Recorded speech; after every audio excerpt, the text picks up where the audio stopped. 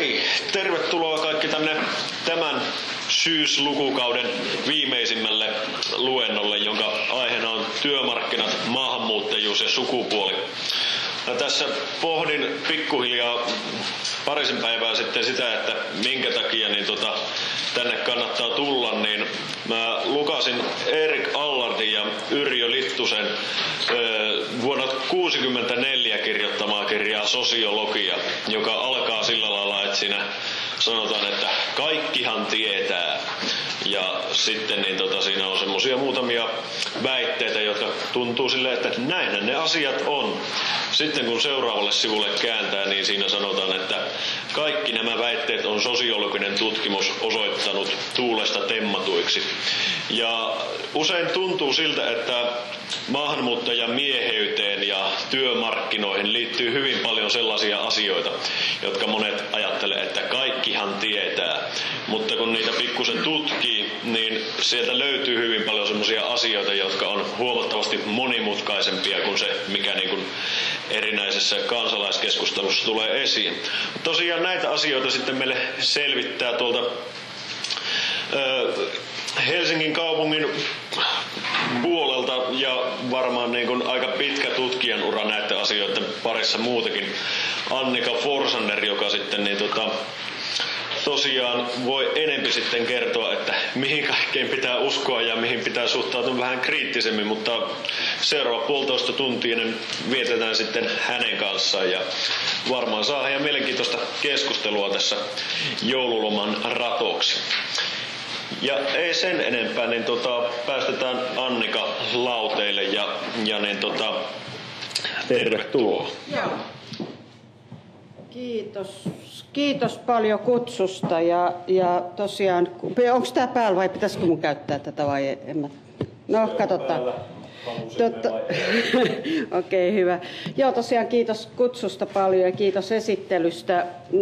Mä oon nyt ollut Helsingin kaupungilla 1,5 vuotta töissä, mutta mun tausta on tosiaan, mä oon yliopistotutkija, olin vuodesta 1998-1997 ja nimenomaan tämä maahanmuuttajien työmarkkina-asema ja nimenomaan itse asiassa rahan ja ihmisten globaali liikkuvuus oli hyvin pitkälle se, mikä oli mun aiheena, mitä mä tein. Mitä tulee Erik Allardtiin, niin kaikista huolimatta, Heikin varoituksen sanoista huolimatta, niin mä olen sitä mieltä, että Erik Allard on yksi maailman kovimpia etnisten suhteiden tutkimuksen nimiä. Eli siellä kun rupeaa, tässä on uskomaton yhteensattuma, nimittäin minä viime viikolla luin Erik Allardia, pitkästä aikaa kaivoin kirjahyllyäni ja totesin, että 60-luvulla sanottiin jo kaikki tästä.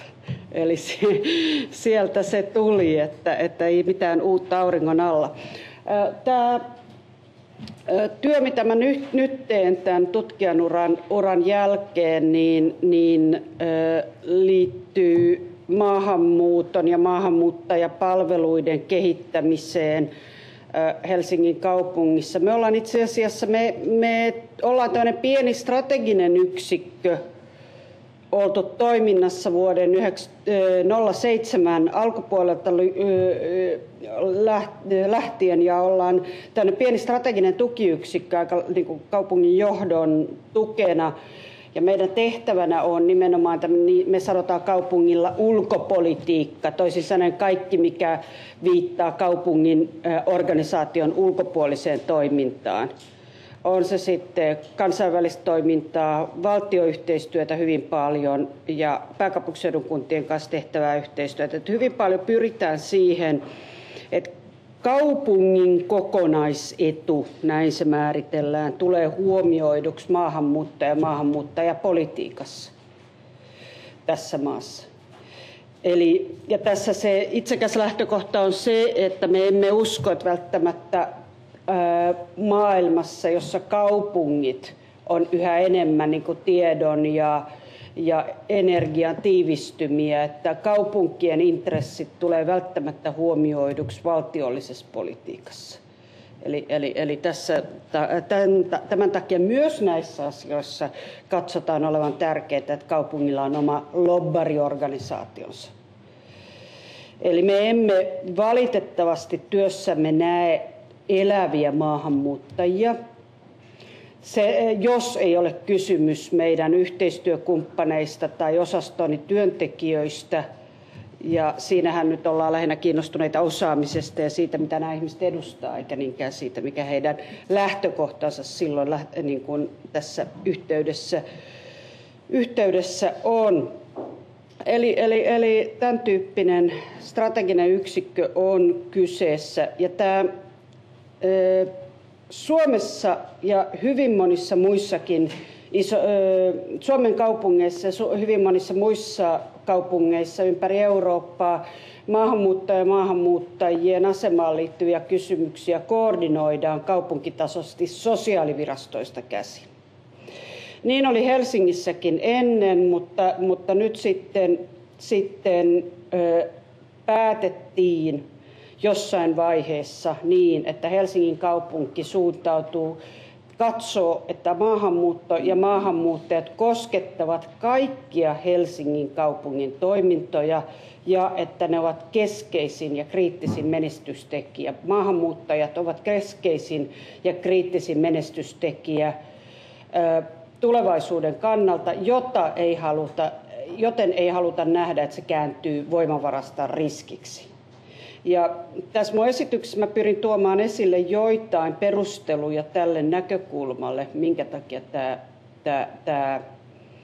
tämä näkökulma on oleellista. Eli toisin sanoen se, että koordinoidaan strategisesti jostain läheltä kaupunginjohtoa maahanmuuttoon ja maahanmuuttajiin liittyviä kysymyksiä, eikä ohjata niitä sosiaalitoimesta käsin, joka sinänsä on arvokasta työtä itsessänsä. Eli tämä on niin kuin tämä lähtökohta siinä työssä, mitä me teemme monella tapaa. Ai, hyvä, kun sanoit. Eli tästä lähdetään liikkeelle.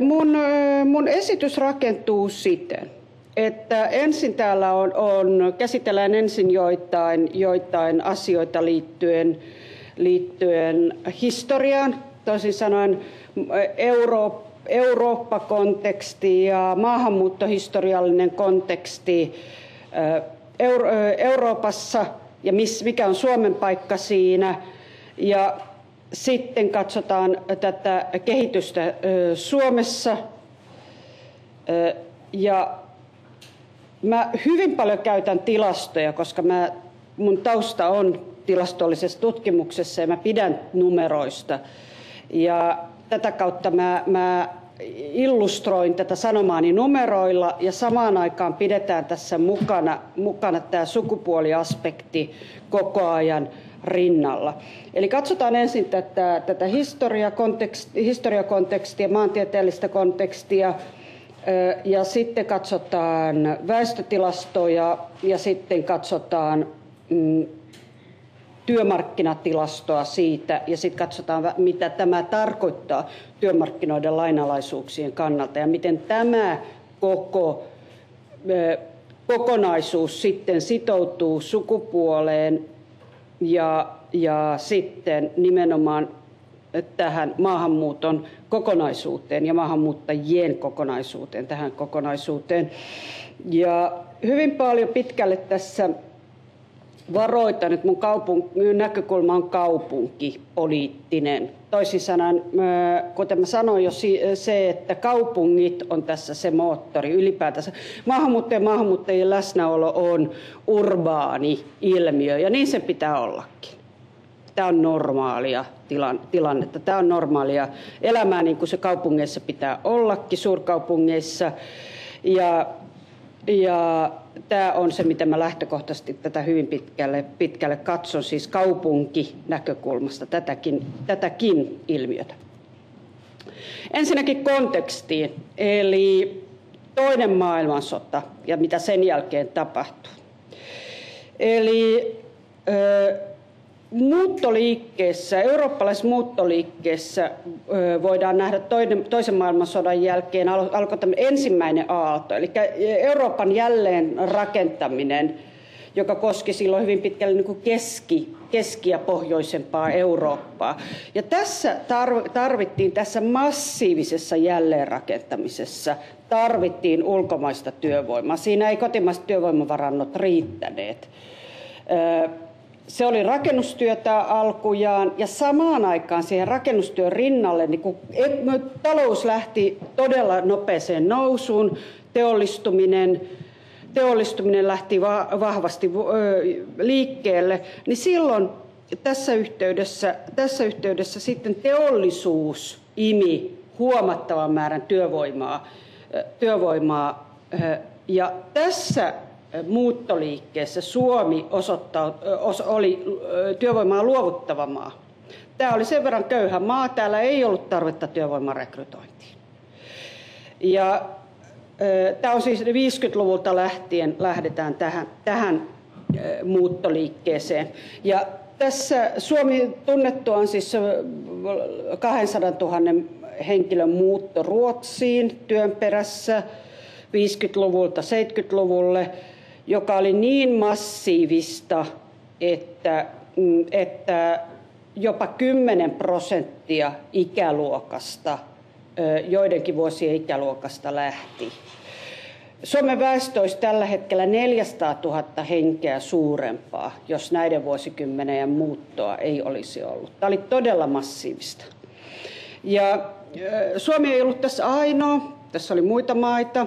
Eli monella tapaa maahanmuuttohistoriassa toisen maailmansodan jälkeen Suomi, Irlanti, Portugali, Espanja, Italia, Jugoslavia, Kreikka, nämä oli ne maat, jotka oltiin niin kuin samassa rintamassa. Tämä on se meidän konteksti. Nämä eteläisen Euroopan maat, eli tämä niin kuin tavallaan tuon aikaisen Euroopan periferia on se, mitä me tässä katsotaan, niin kuin kun ajatellaan niin kuin maastamuuttoa.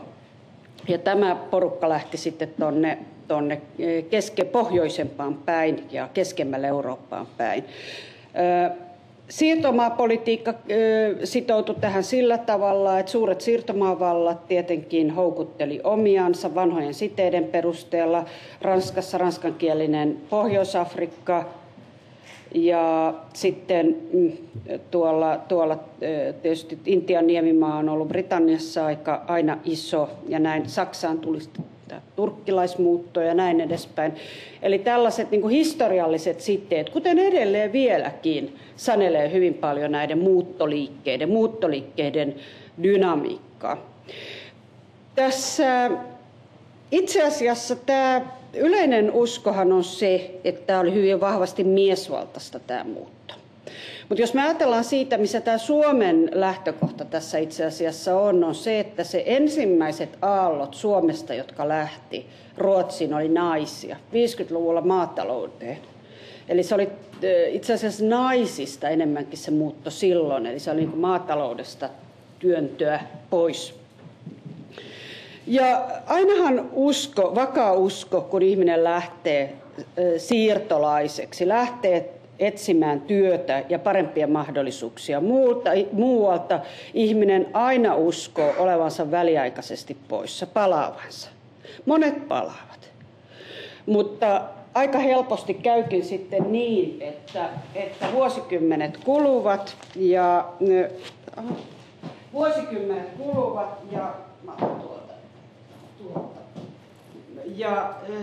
tämä aiottu väliaikainen muutto muuttuukin pikkuhiljaa pysyväksi. Näin kävi, ajatellaan suomalaiset Ruotsissa.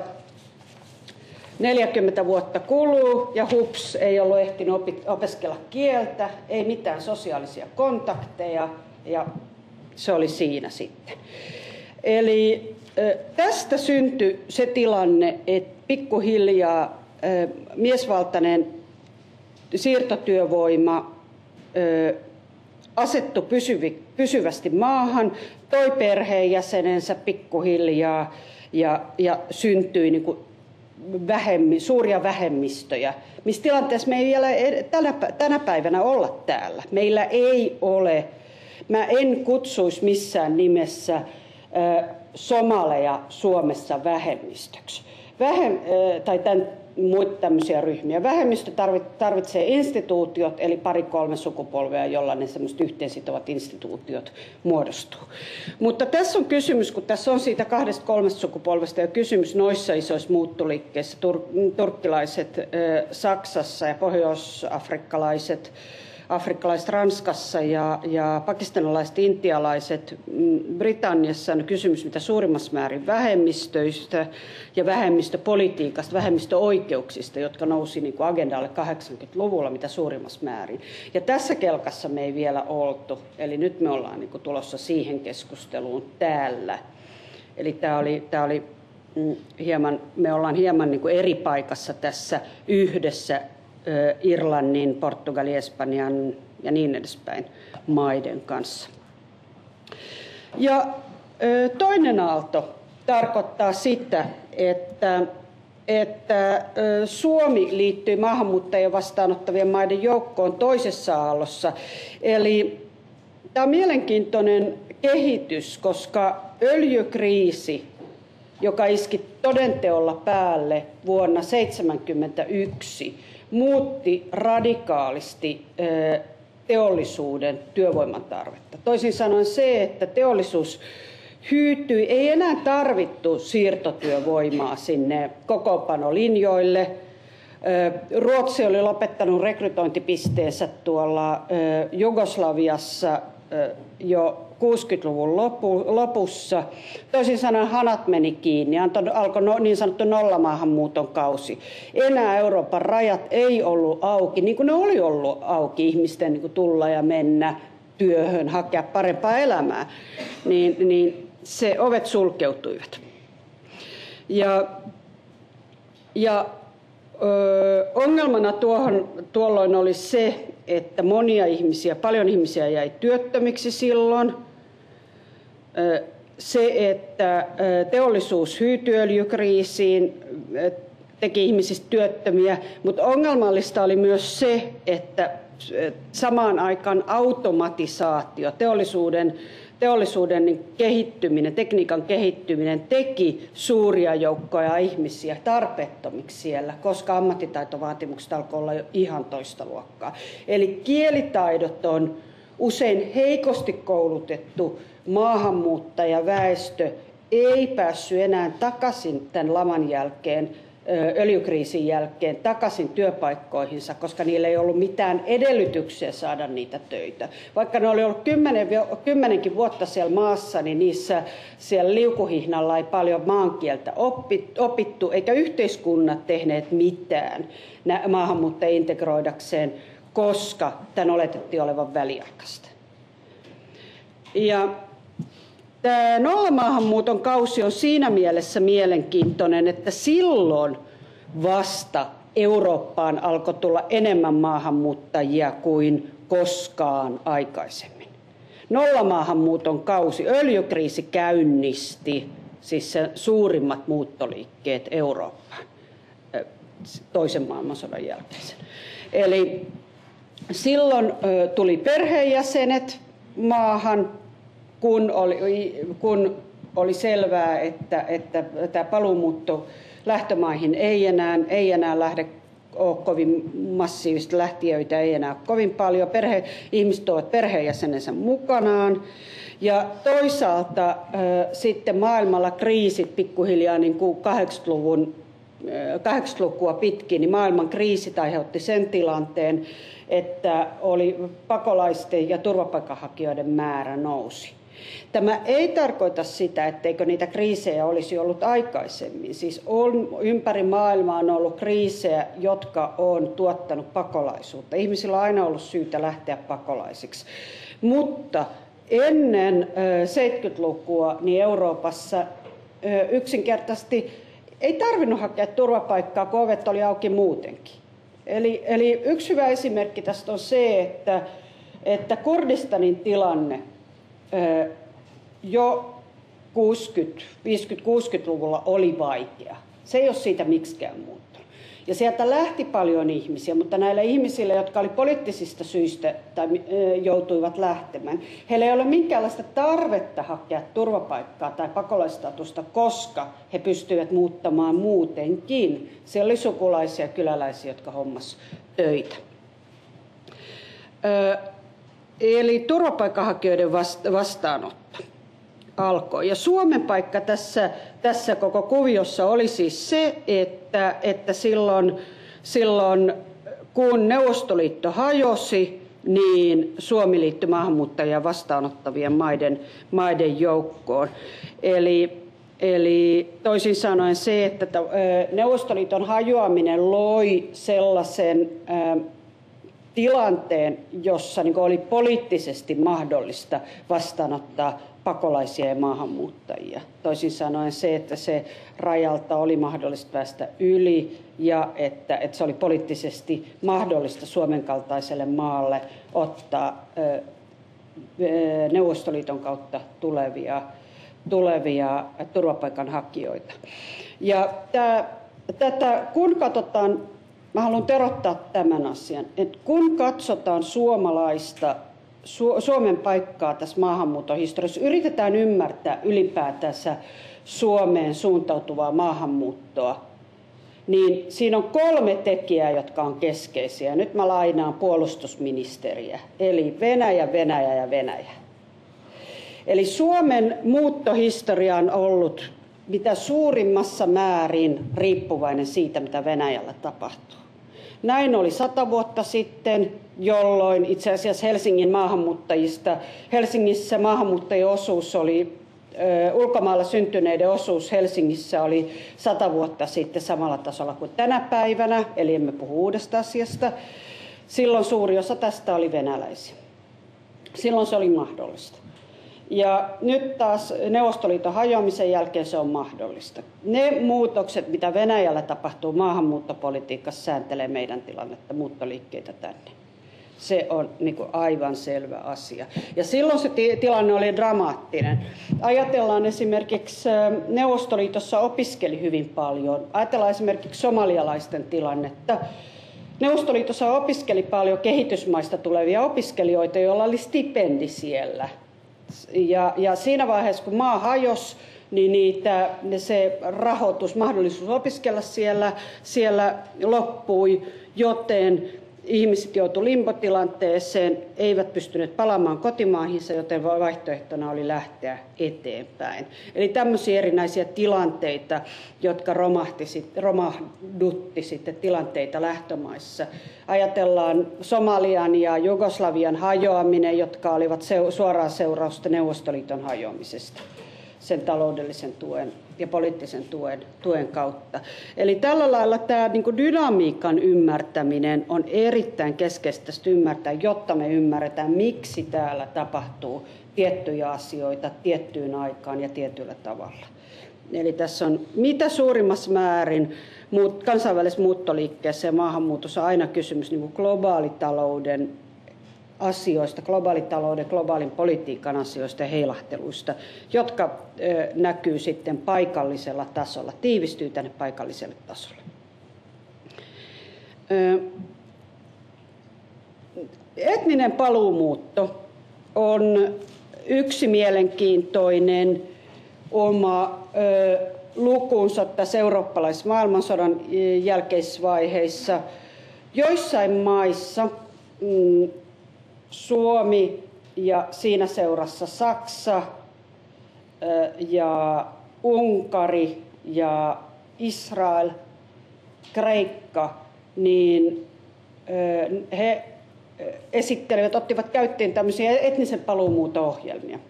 Jo aikaisemmin tietenkin tänne on tullut Ruotsista suomalaisten paluumuuttoa, mutta vuonna 1992 ruvettiin entisen Neuvostoliiton alueen suomalaisia, heidät samaistettiin paluumuuttajiin, toisin sanoen entisiin Suomen kansalaisiin, jotka muuttavat tänne, ja he saivat sitä kautta oleskeluluvan.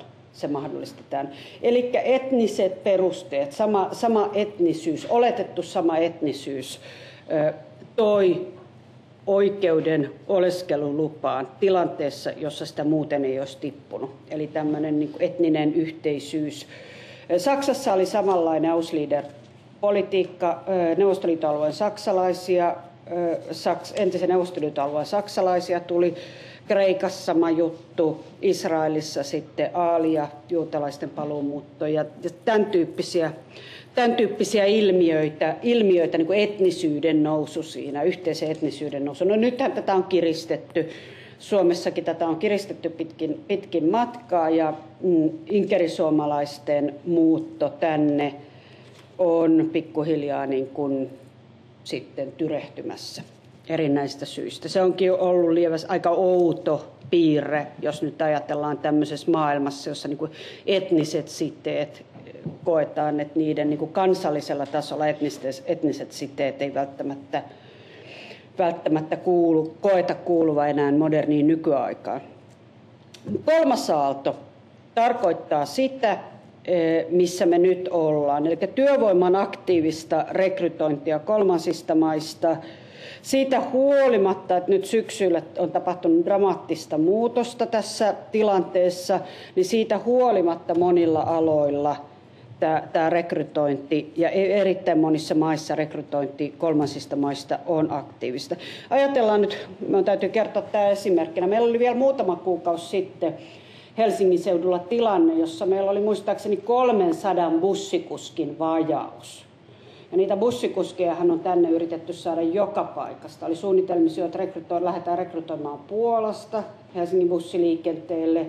Virosta tuli hyvin paljon noita pendelöijiä, tekivät pitkiä vuoroja täällä, sitten nukkuivat varikon lattialle ja meni sitten perheensä luokse vähän pidemmiksi viikonlopuiksi. Tätä oli hyvin paljon. Nyt yhtäkkiä muutamassa kuukaudessa meillä on siellä tilanne on muuttunut täysin. Nyt ei enää tarvita ketään. Ne täyttyi ne hommat. Rakennusalalta kanavoitu todennäköisesti bussipuolella kuljetukseen. Eli tämmöisiä niin kuin nämä talouden singahdukset tässä sitten on. Mutta kuitenkin on paljon sektoreita, jossa tämä edelleen hoitoala on yksi tämmöinen, on monia tämmöisiä sektoreita, sitten niin sanottu asiantuntijamuutto on tämän tyyppistä, jota aktiivisesti rekrytoidaan. Ja sitten myös se, että jos me ajatellaan sitä, että tätä Euroopan niin kuin poliittista maantiedettä, niin siinä vaiheessa, missä tosiaan tässä ensimmäisessä aallossa ne oli työvoimaa rekrytoivat maat olivat Keski- ja Pohjois-Euroopan maat, sitten toisessa aallossa maahanmuuttajia vastaanottaviksi maaksi muuttuivat siis Etelä-Euroopan maat, Irlanti ja Suomi.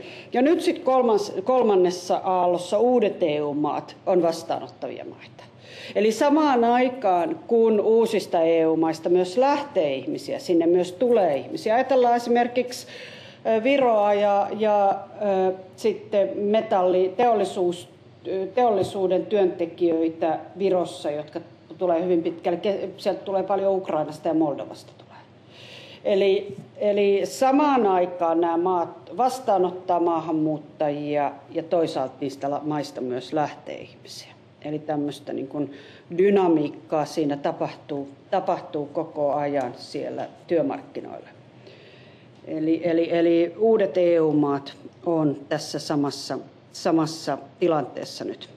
Ja tällä hetkellä me eletään siis tilanteessa koko Euroopassa, että meillä on haasteena integroida meidän työmarkkinoille ja laajemmin yhteiskuntaan jo maassa olevat henkilöt.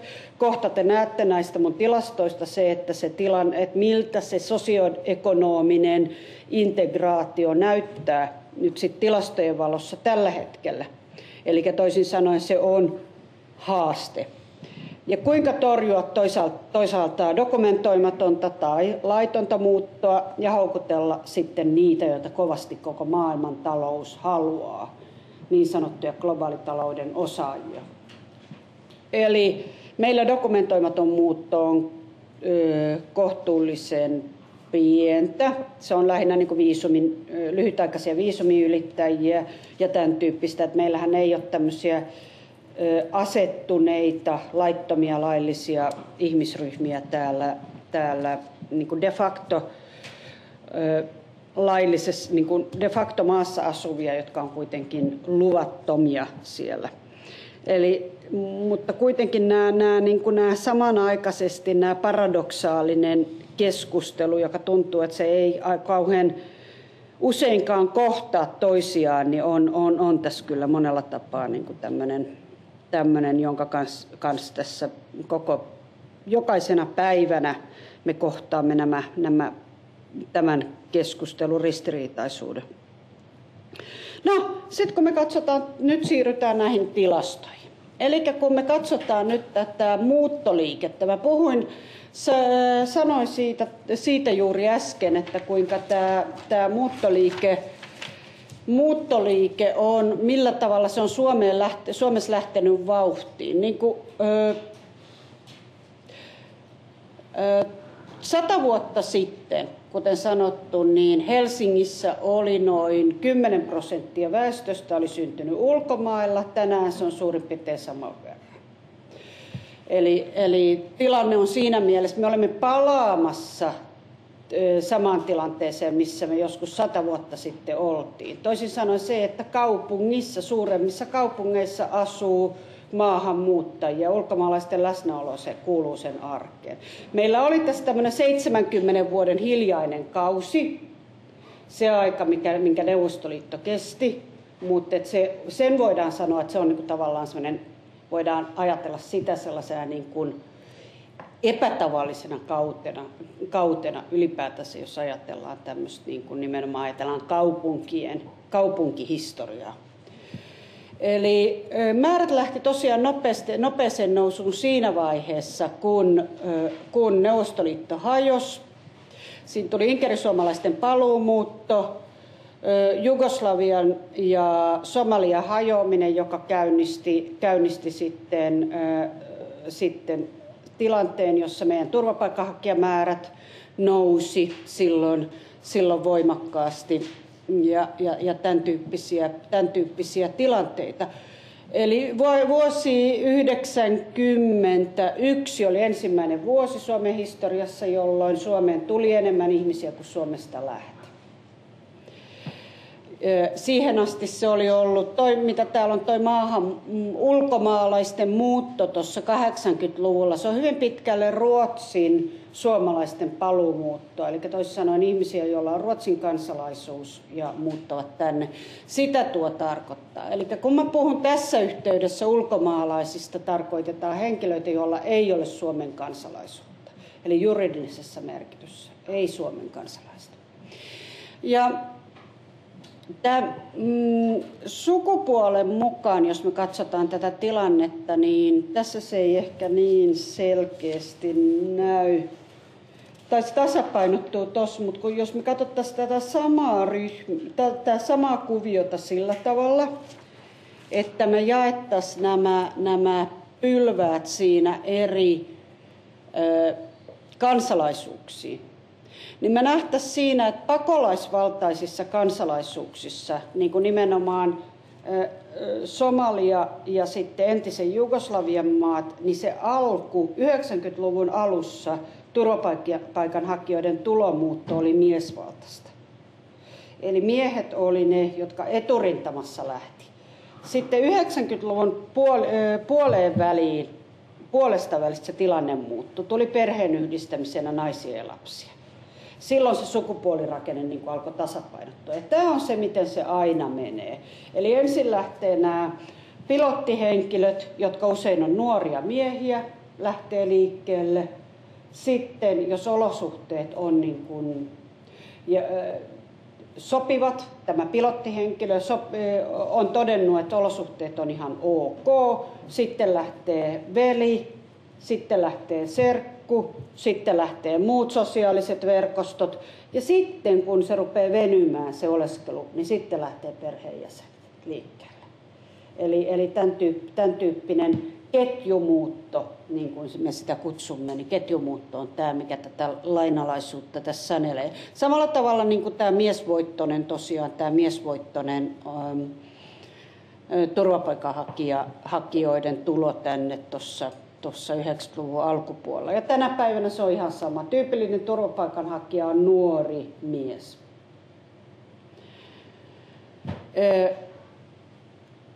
Eli se ei johdu siitä, etteikö naisiin kohdistuisi ihmisoikeusrikoksia. Totta kai niitä kohdistuu koko ajan. Naisilla on yhtä lailla olisi syytä lähteä, mutta niitä ei tunnisteta. Naisia ja nuorilla miehillä on aina kriisitilanteissa riski myös tulla niin kuin viedyksi mukaan niihin kriiseihin, ja sellaiset, jotka kieltäytyvät siitä, joutuvat lähtemään. Tässä vähän tasapainottaa, niin kun ajattelee, että tuossa on kuitenkin tuo naisten osuus aika iso sit kuitenkin, niin siinä tasapainottaa se, että entisen Neuvostoliiton alueelta tuleva muutto on ollut ei hirveästi, mutta jossain määrin naisvoittosta. Siinä on pieni naisenemmyys, joka heijastaa sitten perheperustaisuutta eli avioliittomuuttoa. Onko tästä kommentoitavaa? Katsotaan sitten tätä Helsingin trendiä. Mennään tähän, missä mä nyt koen juuri tällä hetkellä olevani hieman itsevarmempi. Eli Helsingin vastaava kehitys.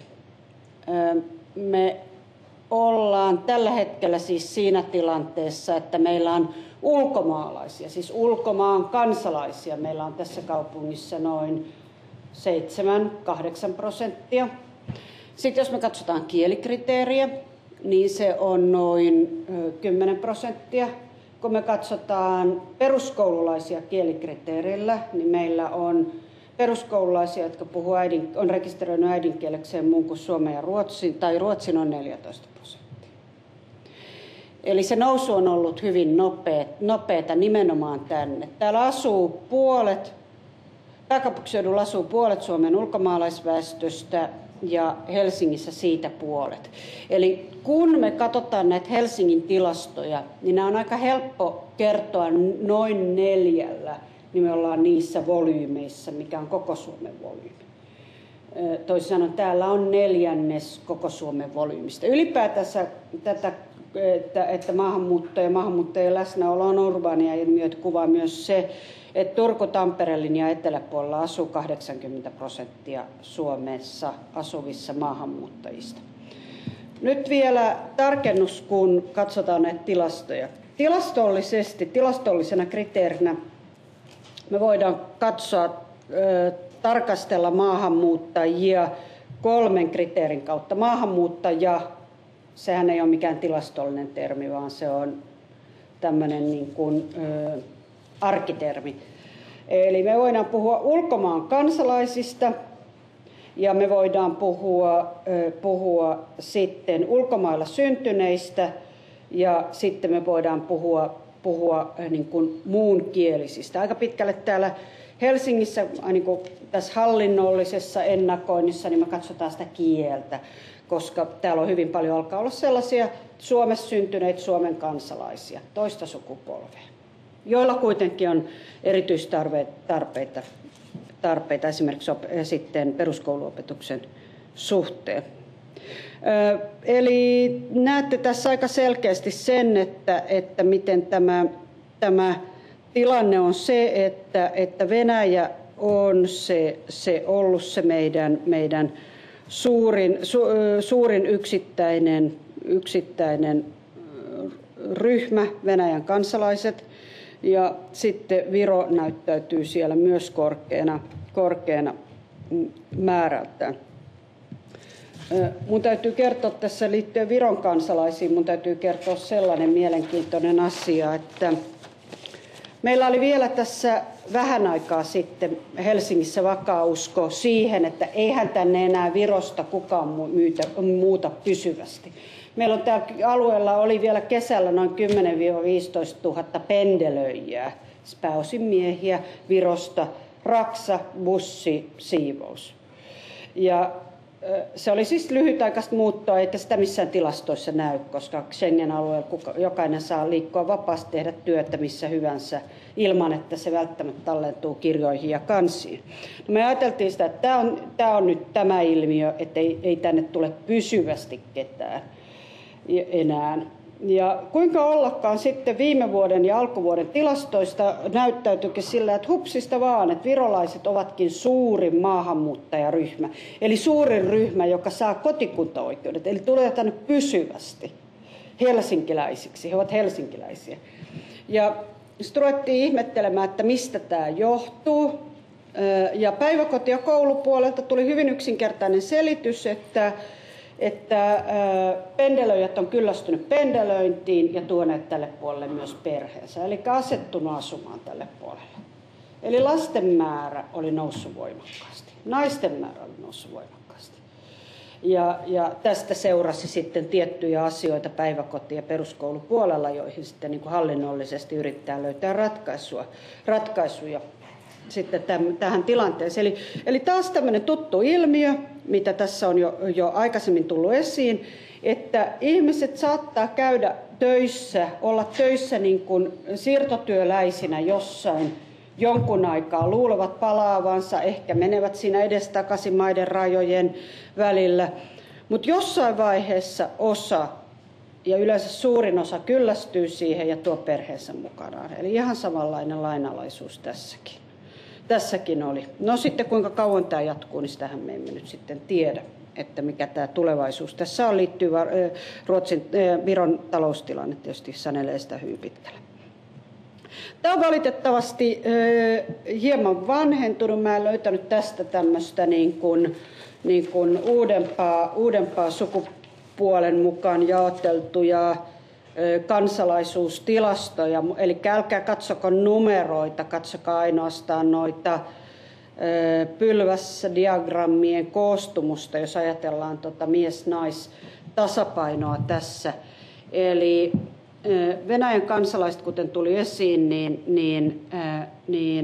ja kuten myös venäjän kielisistä ja Venäjällä syntyneistä, siinä on naisenemmyys, joka johtuu avioliittotendenssistä. Toisin sanoen suomalaiset miehet avioituvat venäläisten naisten kanssa, joka suuntaa kääntää näitä muuttoliiketilastoja tiettyyn suuntaan. Tämä on tasoittumassa nopeasti, koska Viron osalta ennen oli myös sama juttu, että se oli naisenemmistöinen, mutta se on tasoittumassa sitä kautta, kun opiskelijoita tulee paljon, työn vuoksi tulijoita tuli viime vuonna enemmän kuin perheen vuoksi tulijoita, mikä on aikaisemmin ollut se suurin perheenjäsen tai puoliso täällä.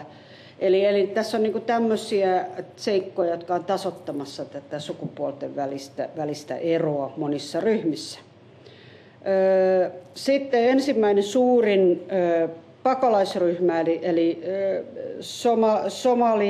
Somalian kansalaiset on melko tasainen, mutta sitten siellä on selkeästi, jotka tätä niin kuin nämä selkeämmin niin kuin epäsuhtaiset ryhmät tulee esiin, niin on Thaimaa on yksi just se, että jossa miesten osuus on hyvin pieni, jossa tulee avioitumistendenssit ja sitten jotain muuta onko siellä. Sitten on näitä pienempiä ryhmiä, jotka ei näytä tässä olevan.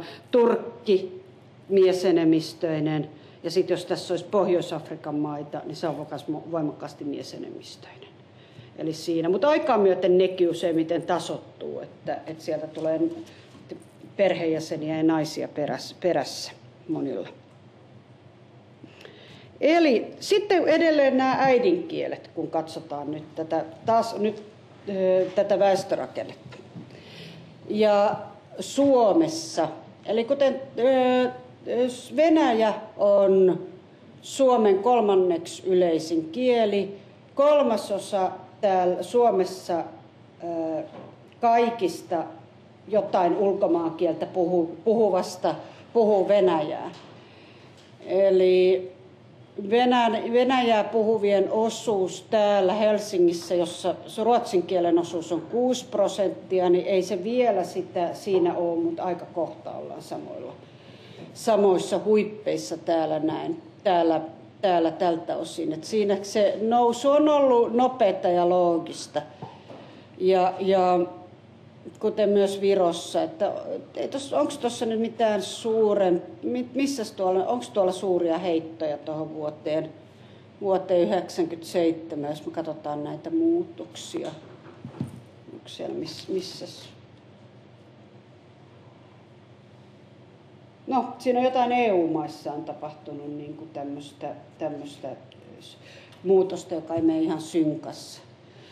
Mutta tosiaan vironkielisiä täällä meidän muunkielisestä väestöstä, viron kielen on rekisteröidy äidinkielekseen noin reilu 10%, ja sitten sieltä tuleekin jo englanti.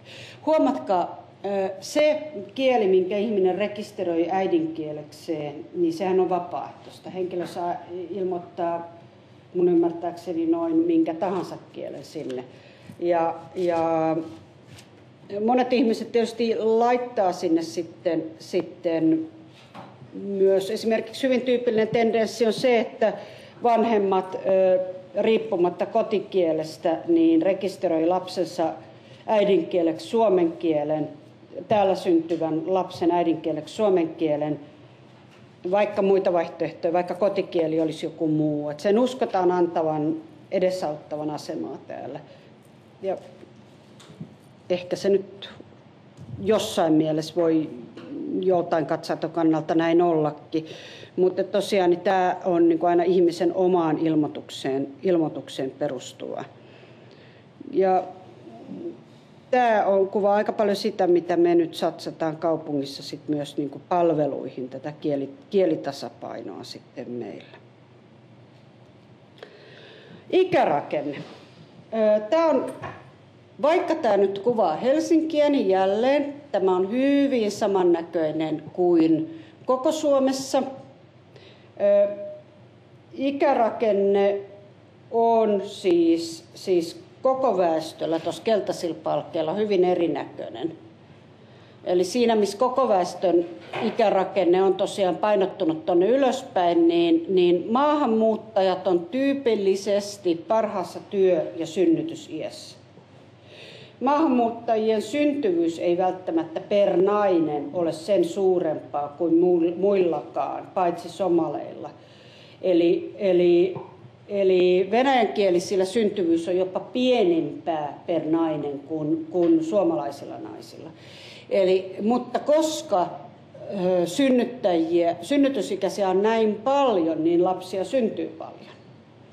Eli sitä kautta tämä synnytyspalvelut ovat Helsingissä tyypillisesti se terveydenhuoltopalvelu, jota maahanmuuttajat käyttää eniten. Yllätys. Me tilastoimme sen ja tämä oli tulos. Mutta tosiaan niin tämä näyttää hyvin erityyppiseltä. Mutta mitä tässä tapahtuu tulevaisuudessa on, mitä me nyt nähdään muista Euroopan maista. Että kohta tuolla tämä siniset palkit menee tuosta ylöspäin. Ja meillä on kohta täällä muunkielinen vanhusväestö, jotka on täällä tehnyt työuransa, eläneet täällä pitkään. Ja jos ajatellaan esimerkiksi somalin tai venäjänkielistä vanhusta, jos alkaa olla vähän dementiaakin, niin sitten se suomen kieli, mikä on joskus opittu, ei välttämättä enää pysy päässä, niin siinä se niin kuin omakielisten palvelujen tarve nousee aivan uuteen arvoon. Ja näissä meillä on paljon opittavaa muualla maailmassa, eli onneksi näitä esimerkkejä on, että tämä on myöhäisen maahanmuuttamaan etu. Mutta kuten näette, niin tämä ikäpyramiidi perustelee sitä, mitä mä tässä sanoin, että maahanmuuttajat ovat Helsingin kaupungin keskeisin voimavara, mitä väestöön tulee. Ja me toivomme, että se on myös sitä, mitä talouteen tulee.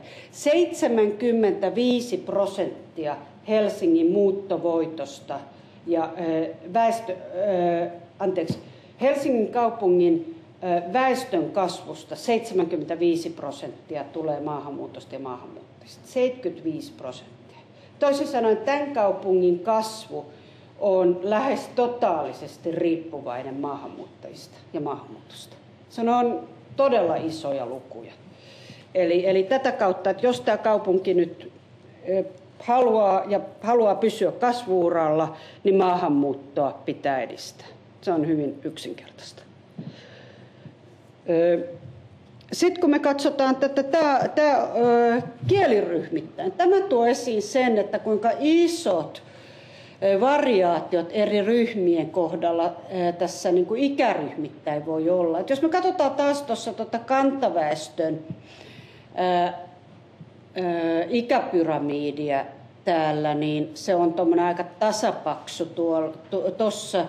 Ja kun me katsotaan sitten taas, kun mennään Afrikan Lähi-idän kielet, tämä nyt on tehty hyvin karkeasti tähän tämä jaottelu, tämmöinen harjoitelmana, niin siellä näkee, että siellä on tosiaan lapsiluku aika paljon suurempi. Ja se on myös miespainotteista. Muualta Lähi-idästä ja muualta Afrikasta kuin Somaliasta tuleva muutto on miesvaltaista.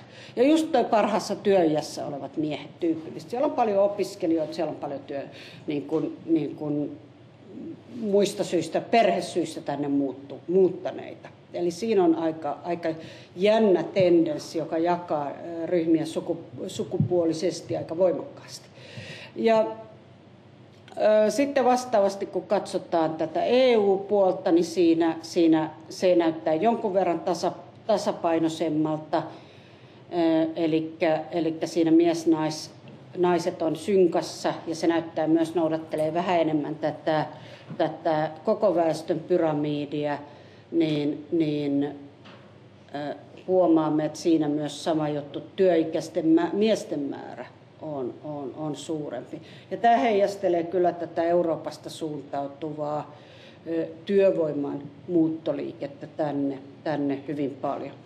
Tämä, että Suomessa eri ryhmissä on näinkin epätasainen sukupuolijako, tai siis se, että joissain ryhmissä on hyvin paljon enemmän miehiä kuin joissain toisissa ryhmissä, niin heijastelee sitä, että täällä on pitkään tässä maassa se reitti tulla maahan on ollut avioliitto. Avioliitto oli vielä tuonne, voi sanoa 90-luvun loppupuolella se suurin syy muuttaa Suomeen.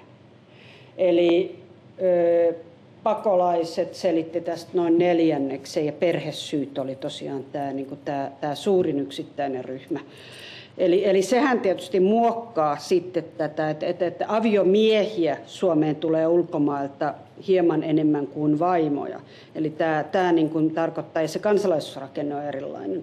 Eli se selittää sitä, miten näissä ryhmissä nämä ei ole tasaisia. Jos me ajatellaan Turkkia ja Marokkoa, jotka meillä siis on voimakkaasti miesvaltaisia ryhmiä, niin ne muualla Euroopassa, kaikkialla muualla on tasaisia. Miehiä ja naisia yhtä paljon.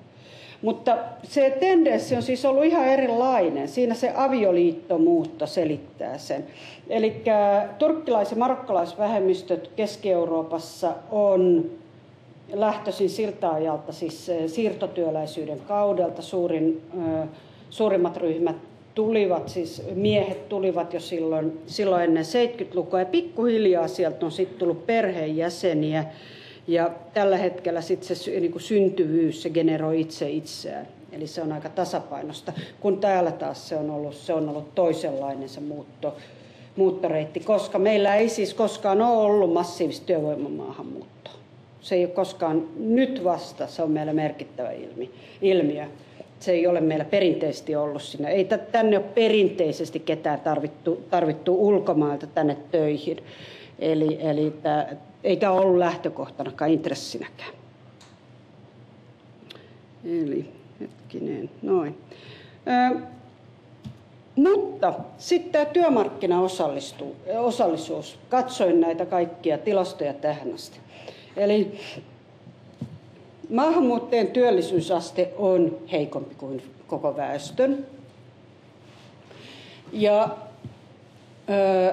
haasteena on myös se, että maahanmuuttajat on jakaantunut työmarkkinaosallisuudessaan. Ja tämä on siinä mielessä erikoista tämä, että maahanmuuttajanaiset osallistuvat maahanmuuttajamiehiä huomattavasti vähemmän työmarkkinoille on, että se on hyvin erilainen piirre kuin Suomessa, suomalaisilla työmarkkinoilla ja pohjoismaisilla työmarkkinoilla on. Suomessahan hedelmällisyysikäistenkin naisten työmarkkinaosuus on hyvin pitkälle sama kuin miehillä, joka on niin kuin maailman mittakaavassa huikeaa. Eli toisin sanoen, että synnytysikäiset naiset on yli 70%, siis työhön osallistumisaste, työmarkkinaosuus, ja se, joka on sama kuin miehillä. Ja Ruotsissa se on suurin piirtein sama. Norjassa eletään ja Tanskassa eletään jo ihan omaa elämäänsä, naiset on enemmän kotona. Ja Ruotsissa, mutta sielläkin niin naiset tekee enemmän osapäivää. Eli Suomi on maailman mittakaavassa se maa, jossa naisten ja miesten työmarkkinaosallisuus on kaikista tasaisinta. Onko se sitten hyvä vai huono asia? En ota siihen kantaa, mutta joka tapauksessa täällä tämä meidän sukupuolijärjestelmä meidän työmarkkinoilla on poikkeuksellinen. Se täytyy katsoa, kun me katsotaan näitä muita. Tämä ei ole normaali, mikä meillä tämä tilanne on näin maailmanlaajuisesti katsoen. Mutta meillä tietysti se on meille normaali. Mutta maahanmuuttajanaiset noudattelee toista tendenssiä. Kuitenkin etnisten ryhmien välillä on suuret erot myös tässä naisten ja miesten työhön osallisuudessa. Ja samoin kuin monissa muissakin maahanmuuttomaissa. Eli kun ajatellaan miesten ja naisten työssäkäyntiä, niin ensimmäisessä sukupolvessa se tendenssi on noudattaa lähtömaan kulttuuria. Toisin sanoen se, että tämän työmarkkinaosallisuuden sukupuolijärjestelmän ihmiset kantaa mukanaan omasta maastaan. Eli jos on kotimaassa ollut tendenssinä se, että naiset ovat kotona lasten kanssa laajamittaisesti, niin tapahtuu myös täällä. Tässä on esimerkiksi yhdysvaltalaiset naiset Suomessa on yksi hyvä esimerkki tästä. Yhdysvaltalaisten naisten työmarkkinaosuus on Suomessa hyvin alhainen. Amerikkalaiset naiset Suomessakin ovat kotona, niin kuin se on USAssakin. Ja nyt mä en tässä viittaa nyt sen kehitysmaihin sen enempää, vaan mä otan myös tällaisen kotiäitikulttuurin myös toiselta suunnalta, länsimaista. Eli tämä sanelee tätä työmarkkina-asemaa monella tapaa. Se, että minkä takia tosiaan tämä työllisyysaste on haaste, mä en pyydä teitä nyt tässä enempää tuijottelemaan näitä pieniä ja epäselviä numeroita, mutta toteanpa vaan tässä sen, että jos kaikkien helsinkiläisten työllisyysaste 06 oli 67,8. Toisin sanoen noin suuri osa kaikista helsinkiläistä oli töissä. Se on huiman suuri luku. Eli tuosta ikäryhmästä noin iso osa helsinkiläisistä on ollut töissä. Ja toi on 0,6. Työllisyysasteluvut menee aina aika paljon myöhässä, toisin kuin työttömyysaste, jotka on reaaliaikaisia. Niin tänä päivänä se on noin tuollaista reilu 70% toi. Ja tsekkasin nyt, että 0,7 se on ollut ulkomaalaistaustaisilla helsinkiläisillä 51%. Toisin sanoen tässä on ero. Ja siinä se varsinkin tuossa työttömyysasteen kohdalla ero on sietämättömän suuri. Se on yli kaksinkertainen, ottaen huomioon, että tässä se on edelleen yli kaksinkertainen. Ja se oli edelleen siinä tilanteessa, kun työmarkkinat veti erittäin hyvin, niin tilanteessa siis, jossa meillä on erittäin hyvin vetävät työmarkkinat, monilla aloilla työvoimapula, ja jossa maahanmuuttajien ikärakenne, maahanmuuttajat on parhaassa työiässä toisin kuin kantaväestö, alkaa olla, niin siinä tilanteessa meillä on maahanmuuttajien työttömyysaste on 2,5 kertaa suurempi. Tämä on sama asia muissakin maissa. Ei tämä ole sen heikompaa muuallakaan, tai parempaa muuallakaan. Että maahanmuuttajien työttömyysaste on tyypillisesti 2-3 kertaa huonompi kuin koko väestöllä. Että siinä on selkeä huono-osaisuusriski. Että näin se on. Mutta sitten kun me katsotaan näitä, ulkomaalaistaustainen tarkoittaa muuten tässä ulkomailla syntynyt ja tai ulkomaan kansalainen. Tässä on niputettu nämä yhteen. Mutta yhtä kaikki samasta ilmiöstä on kysymys. Ja syntymävaltion mukaan tässä on mielenkiintoinen tämä Suomi, eli tässä on tämä tarkoittaa, jotka on syntyneet Suomessa, mutta heillä on ulkomaan kansalaisuus. Sitten huomatkaa, Suomessa syntyneet ulkomaan kansalaiset, niin heidän työttömyysaste on 14, noin paljon isompi kuitenkin kuin koko väestössä. Tällä hetkellä koko väestön työttömyysaste on, katsoin 6,8, katsoin tässä lähtiessäni sen. Mutta kun katsotaan sitten tosiaan tässä näitä eroja, eli Venäjä ja entinen Neuvostoliitto, siinä mennään jo tuolla roimasti yli ulkomaalaistaustastenkin lukujen.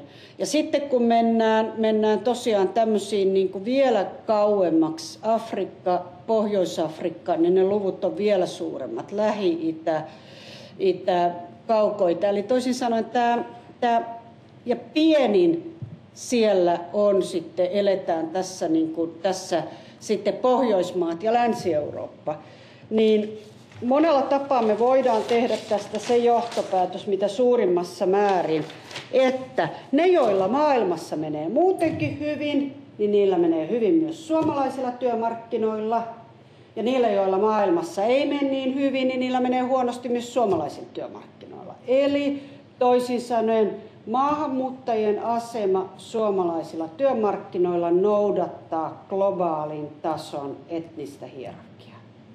Näin se on valitettavasti joka asiassa. Luomakunnan herra on angloamerikkalainen valkoinen mies, sen me tiedämme kaikki. Ja heillä menee suomalaisilla työmarkkinoilla paljon paremmin ja paljon kovemmin kuin täällä syntyneillä NS-valtaväestöllä. Eli tässä me nyt eletään, että niellään se, mutta se ei tarkoita sitä, ettei asialle mitään tarvitsisi tehdä. Kyllä sille voi ja tarvitsee tehdä hyvinkin paljon. Ja ongelmana siinä on se, että koska mä en ole enää tutkija, vaan mä oon virkamies, niin nyt mun pitäisi tehdä tälle siis jotain. Eli tämä on hieman haasteellista nyt verrattuna mun entiseen statukseen tutkijana. Mitä tuli tähän, tämä oli Helsingissä, mutta muualla Suomessa tilanne on vielä surkeampi, mutta tendenssi on samanlainen. Eli tämä perusviesti tässä, että tosiaan nämä maailmantalouden hyväosaiset ovat hyvässä asemassa myös työmarkkinoilla, niin toistuu läpi koko Suomen. Miesten ja naisten osalta, kuten mä sanoin, niin tämä ero on mielenkiintoinen naisten ja miesten osalta. Eli keltaiset palkit kuvaavat työssä käyvien suomen tai ruotsinkielisten miesten ekassa ja toisessa naisten osuutta, kun taas siniset palkit kuvaa siis muuta kieltä puhuvien työssäkäyntiä sitten täällä Helsingissä 07. Ja se, mikä tässä nyt on edelleen merkille pantavaa, on se, että naisten ja miesten työllisten osuus tässä on kuitenkin näin tasainen.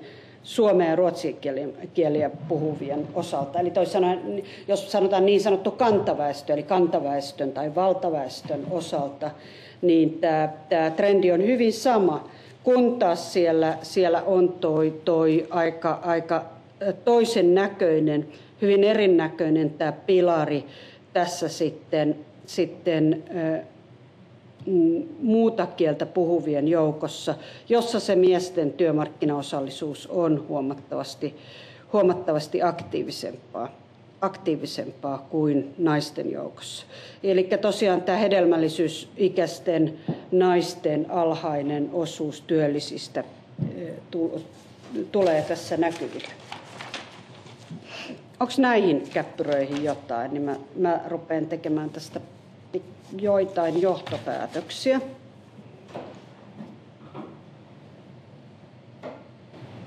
Mä olisin halunnut kysyä vielä, että meni vaan ohi se, että kuinka paljon tällä hetkellä Helsingissä on siis peruskoulussa oppilaita, joiden siis äidinkieli on suomi?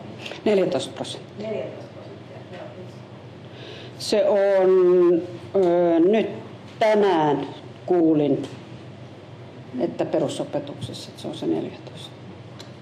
Joo. Eli näähän nyt elää nämä luvut, mutta kuitenkin se, että se on, juttu on se, että se on noussut nopeasti ja tulee nousemaan, että muuttohan on nyt taas kiihtynyt aika voimakkaasti. Se on noussut semmoinen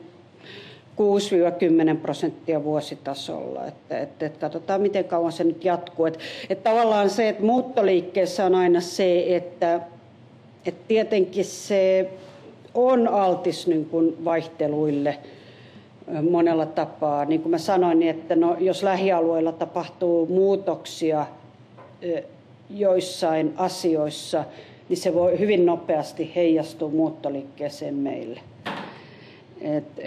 Että sen takia nämä on mitä suurimmassa määrin kansainvälisesti kietoutuneita, kansainvälisen kietoutunut nämäkin luvut.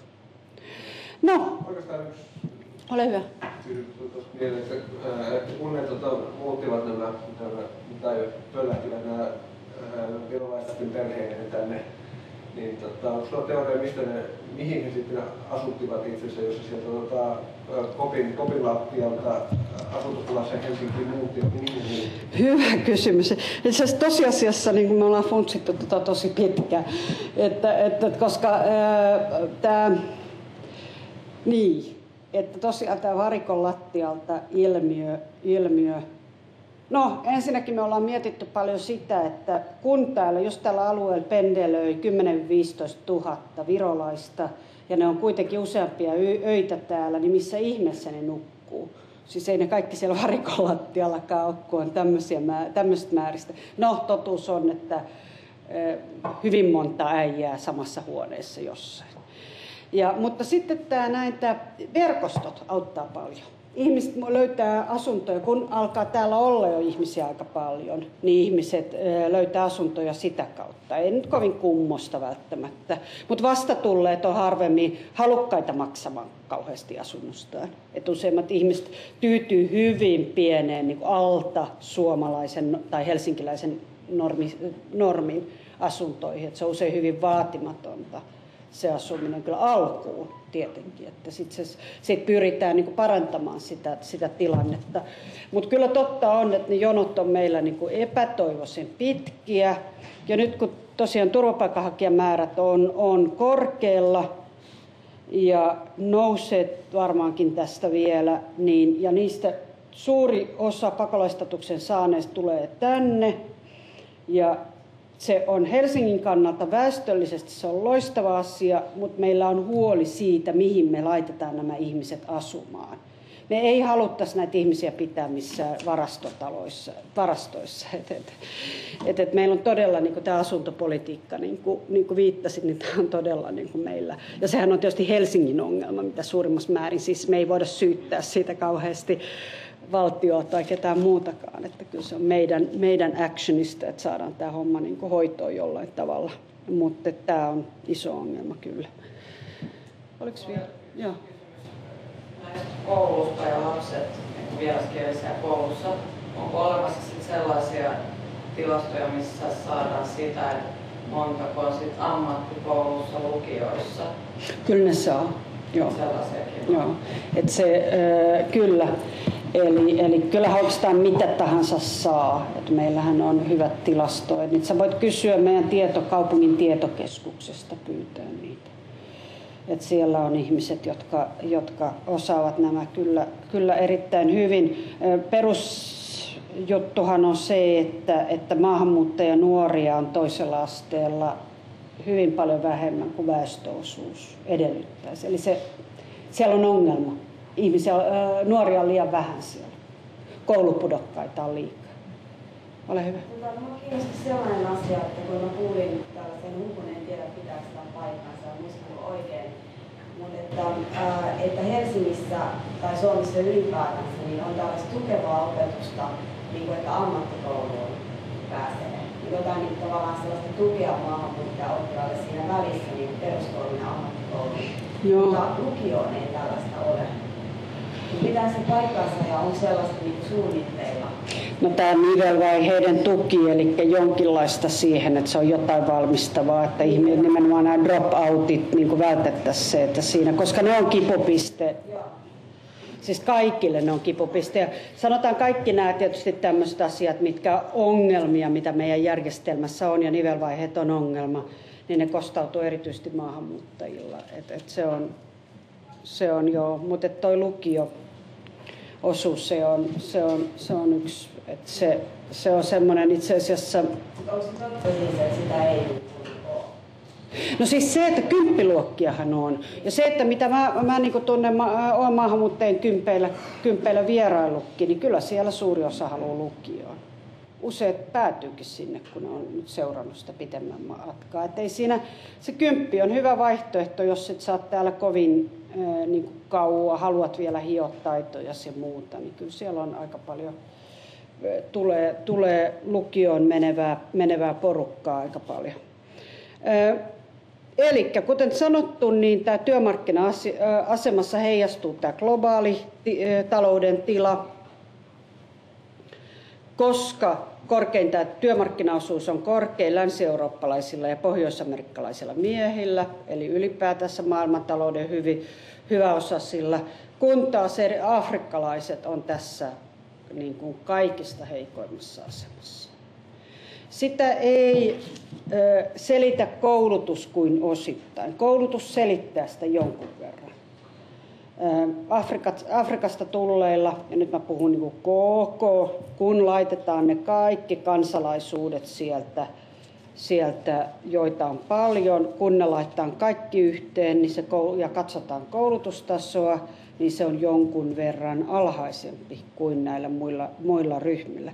Toisekseen se koulutus on sellaista, että jos se on lähtömaasta mukana tuotua koulutusta, työnantajat ei luota sen koulutuksen tasoon, eikä se sitä kautta niin kuin mene kaupaksi työmarkkinoille. Eli tässä on tämmöisiä hyvin paljon raakoja faktoja, jotka on monella tapaa syrjiviä. Miesten tilanne on parempi lähes kaikissa ryhmissä. Maahanmuuttajanaisia on työttöminä enemmän, mutta me ei tiedetä sitä, että missä määrin, kuinka monet on työttömiä sen takia, että heillä on lapsia ja haluavat pysyä kotona, vai että kuinka iso se tsemppis työmarkkinoille menossa on, koska siinäkin niin kuin on tiettyjä merkkejä, mihin mä tuun, mitkä kertoisi sitä, että tavallaan se työmarkkina-asema voisi muotoutua paremmin, jos naiset todella satsaisi siihen. Islamilaista maista tulleiden naisten työllisyys on heikoin. Eli tämä on se ryhmä, jolla työllisyysaste on kaikista alhaisin. Se ei välttämättä siis edelleenkään heijastele sitä, että tämän ryhmän olisi vaikeinta päästä työmarkkinoille. Siinä on myös lapsia on paljon tästä ryhmästä tuleville. Ja jos ajatellaan sitä, että naisella, jolla on paljon lapsia, niin se on hyvin yksinkertainen johtopäätös. monille naisille, että se kotona hoitaminen on paljon järkevämpää kuin päivähoito, jolloin taas meidän palvelujärjestelmässä pitää vastata siihen sillä tavalla kotona olevien naisten tilanteeseen,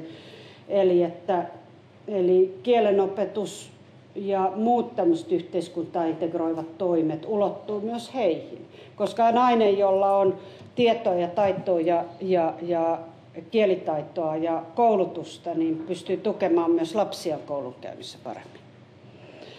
Eli tämmöinen empowerment, tämmöinen, mihin pyritään palvelujärjestelmässä satsaamaan. Tosin tällä ryhmällä kuitenkin täällä musliminaisilla on kaikista heikoin koulutus. Luku- ja kirjoitustaidottomuus on yleinen ongelma tässä ryhmässä. Eli toisin sanoen työvoima ei välttämättä, erittäin heikosti koulutettujen naisten työvoima ei välttämättä mene edes kaupaksi työmarkkinoille. Mutta tämä mielenkiintoinen ja positiivinen asia on se, että kun me katsotaan pitemmällä aikavälillä tätä, niin erot tasaantuu. Ongelmana on se, että kun me katsotaan tämmöisiä poikkileikkaustilastoja, niin kuin, että miten ryhmien asema näyttää, niin se näyttää aika surkealta usein. Mutta sitten kun me katsotaan niiden samojen yksilöiden, samojen ryhmien aseman kehittymistä pitemmällä aikavälillä, se näyttääkin paljon paremmalta.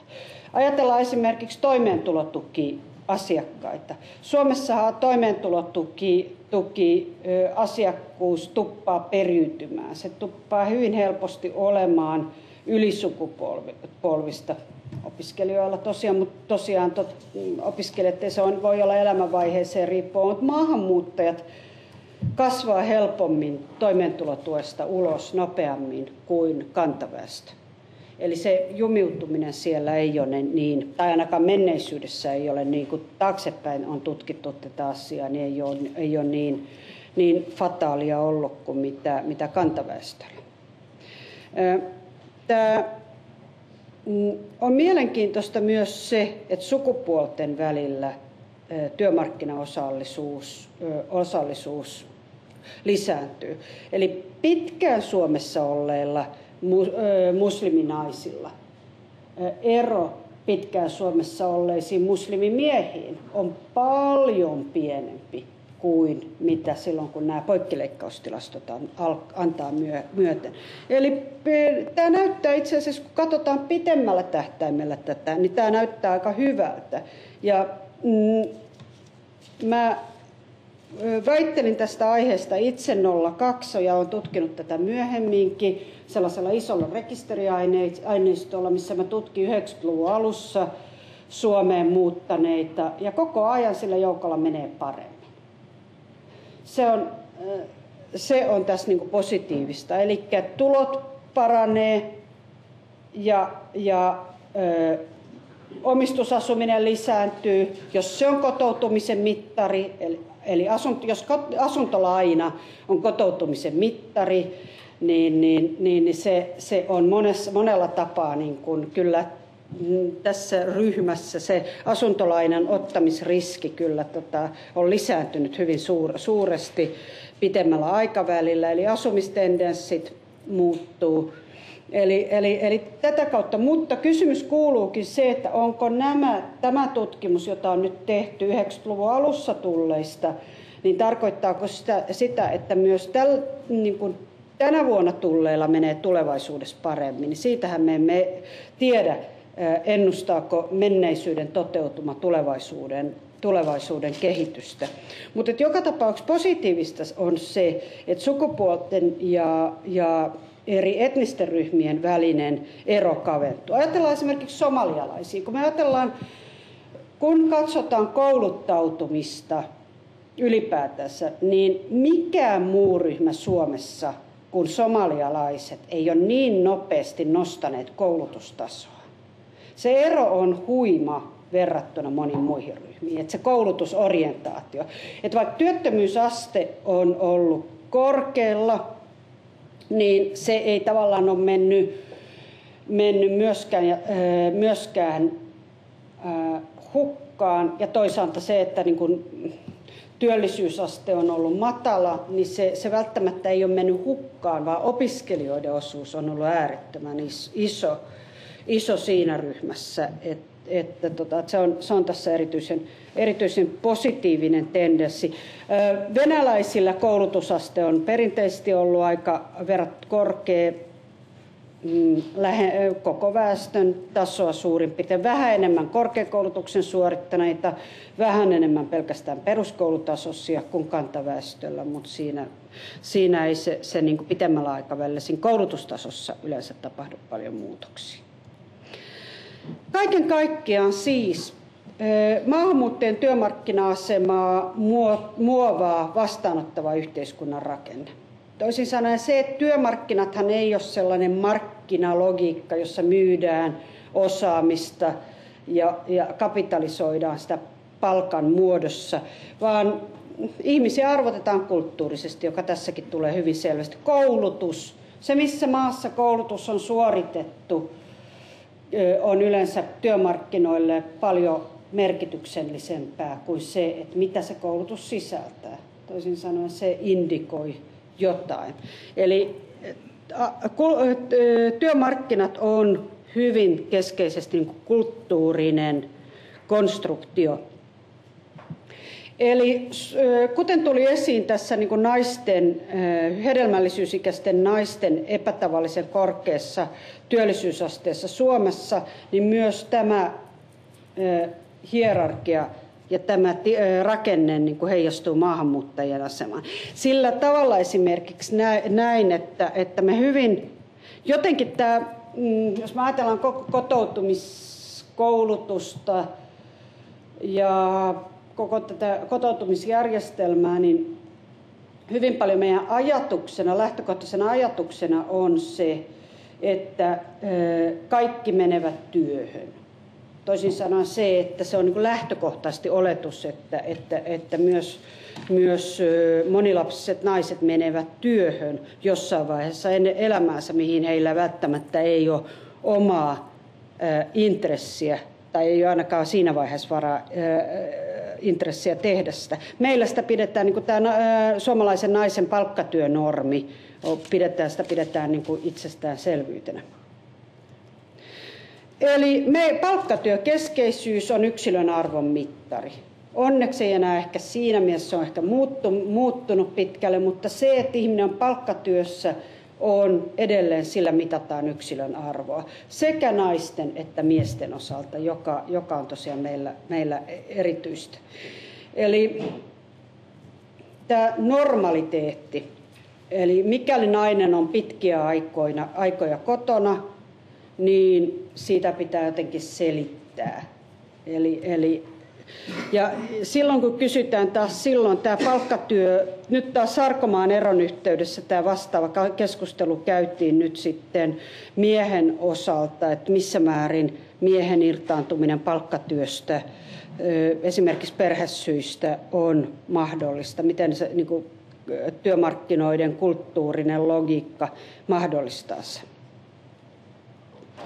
Eli kaiken kaikkiaan voi sanoa näin, että meidän työmarkkinajärjestys on mitä suurimmassa määrin osa suomalaista kulttuuria.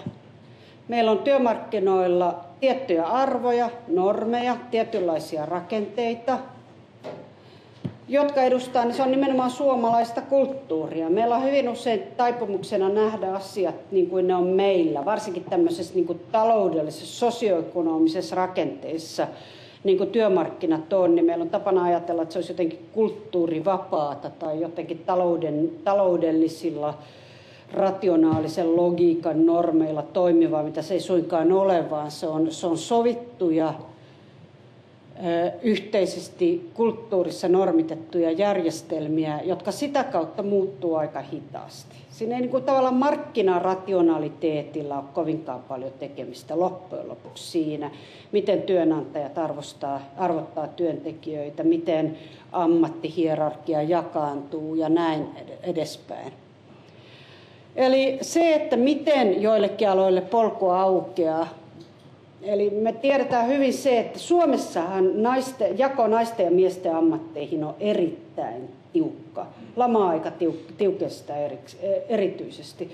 Eli meillä niin kuin naisten ja miesten välinen palkkaero, joka niin kuin tiedätte on se vanha totuus, että miehen euro on naisen 80 senttiä, niin se ei ole siis siitä, että ne palkat siinä saman ammatin sisällä olisivat erilaisia, vaikka sitäkin varmaan sattuu, mutta se, että työtehtävät on sinänsä erilaisia. Tietyt ammatit on mielletään äärimmäisen miehisiksi, sitä on vaikea niin kuin rikkoa. Ja mielenkiintoista on se, että kun tämä sukupuolittunut työmarkkinajärjestelmä meillä, sukupuolittunut ammattihierarkia meillä on, meidän kulttuuri, niin me oletamme, että maahanmuuttajat sopeutuvat meidän kulttuuriimme tässä suhteessa. Toisin sanoen se, että maahanmuuttajanaiset menevät suomalaisiin naisten ammatteihin ja maahanmuuttajamiehet sitten sopiviin miesten ammatteihin. Eli kun me ajatellaan esimerkiksi niin kuin monella tapaa niin kuin meidän kotoutumiskoulutusjärjestelmää, niin siellä aukeaa erilaisia asemia, positioita eri sukupuolille. Eli mielenkiintoinen ilmiö tässä on esimerkkinä, mä otan entisen Neuvostoliiton alueella teknis-luonnontieteellisen tutkinnon suorittaneiden naisten tilanne, joita Suomessa on lähihoitajina erittäin paljon. Samaan aikaan pyritään siihen, että tytöt opiskelisivat matikkaa, tekniikkaa, pyrkisivät tämmöisiin matemaattis-luonnontieteellisille koville aloille, pois hoitoalalta, eikä valitsisi tätä niin kuin tyypillistä naisammattia. Ja samalla järjestelmä kanavoi maahanmuuttajanaisia, vaikka heillä olisi siis se taustallaan se ammatti- ja työkokemus ja koulutus tältä niin sanotulta kovalta meillä miehiseltä alalta, insinöörikoulutus hyvin tyypillisesti, niin samalla naisinsinööreistä tehdään lähihoitajia täällä. Ja mä en yhtään ihmettele, että naiset haluavat itse lähihoitajiksi. Koska jos ajatellaan sitä, että maahanmuuttajien mahdollisuudet päästä työmarkkinoille ylipäätänsä on vaikeat, naisten mahdollisuudet päästä miesalalle on vaikeat. Ja kun yhdistää tämän niin kuin kaksi lasikattoa, eli maahanmuuttajuuden ja väärän sukupuolen, niin se pääseminen siihen miehiseen insinöörimaailmaan venäläisenä naisena on erittäin vaikeaa. Jyväskylässä oli sellainen projekti, joka oli erittäin menestyksekäs. Otettiin pieni määrä just entisessä Neuvostoliitossa insinööritutkinnon suorittaneita naisia teho-ohjaukseen ja hyvin henkilökohtaisesti tuettiin heidän niin kuin hakeutumistaan teknisille aloille. Ja siinä tehtiin paljon töitä ja tuloksena oli se, että 15 naisesta 10 päätyi insinööreiksi täällä. Mutta se vaati äärettömän paljon mieletöntä, raivokasta motivaatiota ja ponnistelua ja tukea ja tällaista, että miten sä kohtaat sen maailman ja miten sä sinne venäläisenä naisena tai ivymaista tulleena naisena pääset sisään siihen järjestelmään.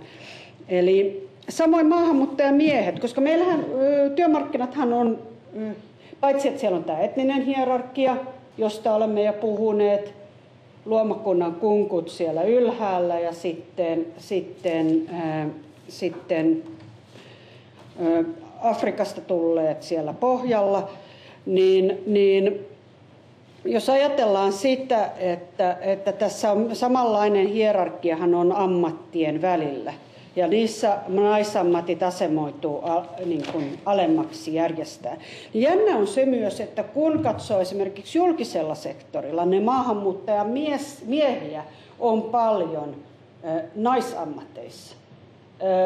Päiväkoteihin, esimerkiksi työllistämistoimin, on työllistetty paljon maahanmuuttajamiehiä.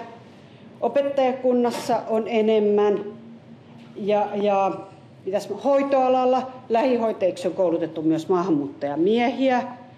Eli meillä on paljon tilanteita, jos hoitoalojen koulutuksessa, hoitoalalla koko ryhmä on suomalaisia naisia, sitten siellä on yksi maahanmuuttajamies lähihoitajakoulutuksessa esimerkiksi. Tällä lailla niin maahanmuuttajamiesten myös tämä tendenssi, niin asema tässä työmarkkinajärjestelmässä, niin tuottaa tällaisia tilanteita, jotka taas toisaalta sitten näyttäytyy kyseenalaistaa tämän meidän ammattihierarkian. Mutta tosiaan niin kysymys on usein siitä, että nämä naisammatit on hierarkisesti heikommassa asemassa ja huonommin palkattuja, niin ne sitten maahanmuuttajistuu sitä kautta. Bussikuskien osalta niin sinne on, bussirattiin on hyvin aktiivisesti kanavoitu maahanmuuttajamiehiä. Siellä on todella paljon, jos ajatellaan, että meillä Helsingin bussiliikenteen kuskeista 30% on maahanmuuttajataustaisia, niin ne koulutusten kirjo varioi ihan mistä tahansa. Ja toisaalta jos me ajatellaan ravintola-alaa, niin sama juttu siellä tämä ammattiasemat nämä niin kuin rikkoo näitä. Eli nämä polut vaan tuntuvat aukeavan joistain kohtaa helpommin joistain positioista tietyille ihmisille. Ja ihmiset menee niitä pitkin, vaikka ne ei vastaiskaan sitä oman maassa mukana tuotaa koulutusta ja työmarkkina-asemaa. Hyvänä esimerkkinä tästä on vielä sitten Neuvostoliitosta tulleet sorvarinaiset. Siellä oli raskausteollisuudessa paljon naisia tosiaan, niin kuin tämmöisiä metallinaisia, joilla sitten täällä se tilanne sitten on usein hyvin toisen näköinen.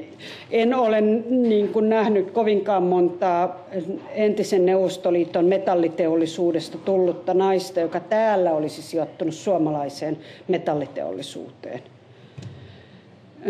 Näin. Mä lopetan tämän tähän, jätän ton viimeisen esittämättä tuossa, mutta joka tapauksessa niin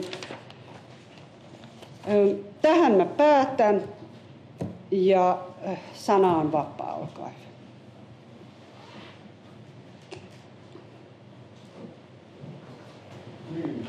No, mulle tuli semmoinen kysymys mieleen lähinnä tästä työntekijän kokemusmaailmasta, että tässä ei tullut sellaisia tilastoja esiin, jossa olisi työviihtyvyyttä ja tyytyväisyyttä siihen saatuun ammattiin oikein tuotu esiin, kun maahanmuuttajan miehen, vaikka ne työllistyy naisia paremmin monellakin tapaa, niin voisi luulla, että jos työskennellään hyvin tämmöisissä pätkätöissä, jotka niin kuin on, tai sitten miten bussikuskella on tämmöisiä hyvin epätyypillisiä työaikoja, tai sitten ravintola-ala, joka on hyvin niin kuin suhdannehetkeä ja kaikkea muuta tämmöistä, niin ei voi sanoa, että maahanmuuttajamiehet olisi silleen ainakaan kantaväestöön verrattuna kovin kivassa asemassa. Sitten tietysti eri asioita, että ketkä maahanmuuttajamiehet näihin niin asemoitu, mutta onko sulla niin tietoa tai muuta semmoista kokemusta, referenssejä mahdollista siitä niin maahanmuuttajamiesten työmarkkinoilla olevia maahanmuuttajamiesten kokemusmaailmasta, joka on kuitenkin aika olennainen juttu aina, kun puhutaan työmarkkinoista? No useilla tietysti on se, että useimmat, joilla on työttömyyttä takana tai työttömyysuhka, niin useimmat on tyytyväisiä, että on työtä. Siis sehän on niin kuin ihmisen perushalu elättää itsensä ja perheensä. Tosin näillä duuneilla ei välttämättä enää elätä itseään. Että se on se työkykyä ja työtyytyväisyyttä ei ole sellaisena, niin kuin jos ajatellaan, ei siitä mitään tilastoa eikä sellaista ole. Että, se riippuu vähän siitä, että mikä se taustakoulutus, ihmisen tausta on. Et tietenkin jos sulla on niin kuin työkokemus ja ammattitaito, jos sulla on ammattitaito, koulutus ja vielä sitten motivaatiota johonkin ihan muuhun suuntaan kuin missä sä olet, niin tietenkin se eihän se tyydyttävä tilanne kellekään ole millään tavalla. Että totta kai siinä on pyrkyä eteenpäin, mutta se mikä näissä siivous, jos ajatellaan näissä niin kuin töissä, jossa nämä työehdot on rankat ja jotka on sekä fyysisesti että psyykkisesti rankkoja töitä, ja ne on sen verran rankkoja monet näistä duuneista, että niihin ei enää kantaväestöä saa, niin että ihmiset, monet tekee sitä kiitollisuudellakin, jos se on niin kuin ensimmäinen työuran alku täällä. Ensinnäkin monet on tyytyväisiä, että on edes duunia, mutta se mikä siinä on olennaista siinä on se, ettei ihmiset jumitu siihen, että siinä on mahdollisuudet päästä eteenpäin. Se, että jos jumittuu siihen, niin se on se pahin. Se vaikuttaa siihen ihmisen motivaatioon, että sen mä tiedän näistä haastatteluista, mitä on tehty, tämmöisiä haastattelututkimuksista, että siihen työtyytyväiseen asenteeseen tehdä sitä työtä vaikuttaa se, että mitkä on tulevaisuuden odotukset. Tämähän on ihan niin kuin arkijärjelläkin korostavaa, mutta maahanmuuttajat on monella tapaa tullessaan työmarkkinoille ensimmäistä kertaa Suomessa niin heikommassa asemassa kuin nuoret, jotka tulee ensimmäistä kertaa työmarkkinoille.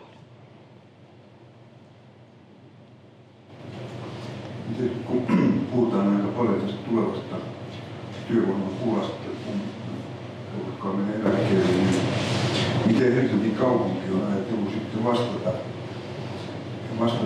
tähän haasteeseen, että esimerkiksi joudutaan työllistämään maahanmuuttajia ja miten saataisiin esimerkiksi täällä olevia maahanmuuttajia paremmin työllistettyä, koska se on yksi ehto, että nämä olevat ihmiset saadaan töihin, plus sitten miten saadaan tätä haluttavaa porukkaa töihin, miten Helsinkikin on pitkällä tähtäimellä orientoitunut tähän.